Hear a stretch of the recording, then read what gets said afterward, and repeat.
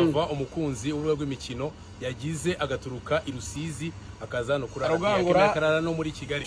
Isake yanjye nyise imfura kubera ko uyu mugabo afite indangagaciro y'ubupfura.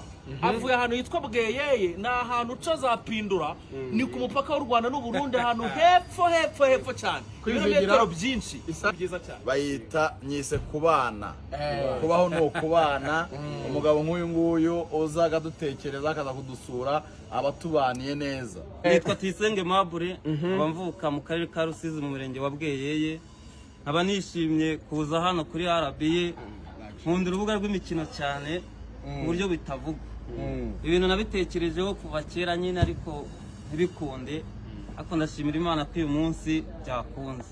Nishimiye kubabona, Kwizigira, Rigani, Renzo na Giseri na Ruvuyanga nubwo adahari, ariko mwese